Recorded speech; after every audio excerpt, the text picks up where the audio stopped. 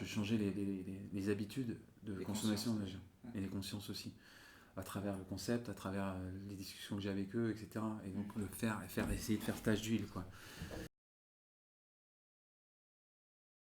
Ben, je voulais toujours faire quelque chose pour l'environnement. Ça me trottait vraiment dans la tête.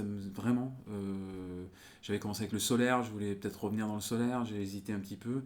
Mais quand c'était la découverte, quand j'étais chez le Biocébon de Grenoble, là, j'ai vu ça. J'ai dit, oulala, mais c'est peut-être une combinaison parfaite en fait, entre ce que j'ai fait avant, c'est-à-dire évidemment du marketing, de la vente, des trucs comme ça, plus un truc très concret qui peut avoir un impact assez conséquent. Comme il n'y avait pas de zéro déchet ici, des boutiques zéro déchet ici au Danemark, on allait être premier. Effectivement, on a un engouement qui a été assez énorme quand même sur notre crowdfunding, etc.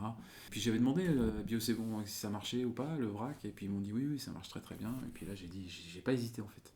C'est vraiment marrant, mais j'étais dans la rue, là, Grand Rue à Grenoble, et je suis traversé, j'ai dit mais bim, ça m'a complètement. C'était Jesus, la lumière.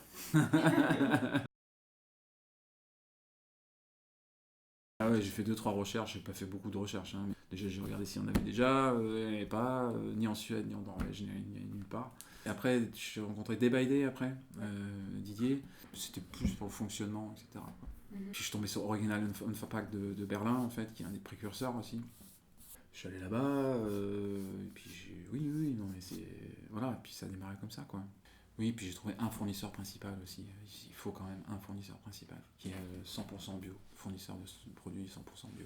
Après, j'avoue que j'ai un gros avantage des langues aussi, quoi. Donc, j'ai des fournisseurs allemands pour le verre, etc. et autres.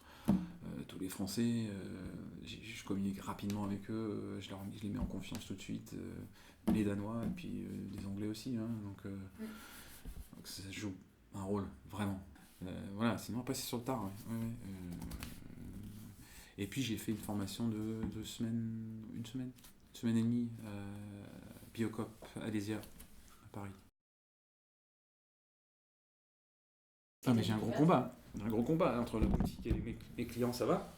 Le combat est gagné, j'allais dire, mais entre mes fournisseurs et moi, c'est le fight. Hein. C'est le gros combat, dans le sens où, voilà, oui, eux, ils sont dans leur système, etc., et ils ne changent pas. Alors si, il y en a certains, je suis content, j'ai commencé pour le café, qui envoient des grosses bassines, en fait, de 10 kilos, et qui les reprennent. Donc ils en ont deux, et ça circule. Ils les lavent, et après, ils les remplissent avec du café. Ça marche très très bien. J'ai mal à croire parce que les gens ils ont démarré avec ça, ils ont des productions énormes, donc ils achètent le plastique, sac en plastique en une fois, donc c'est des grosses commandes. Euh, ils n'ont pas changé du jour au lendemain. Ils peuvent peut-être passer en transition, mais ça embrouille leur business, non, ils n'ont pas assez de temps pour ça. C'est toute la supply chain, donc la chaîne de distrib qui est pas encore conscient de tout ça, ouais.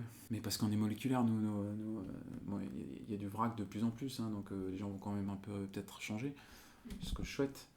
Il faut qu'il y ait plus de pression économiquement, il faut qu'il y ait plus d'impact en fait pour qu'ils changent.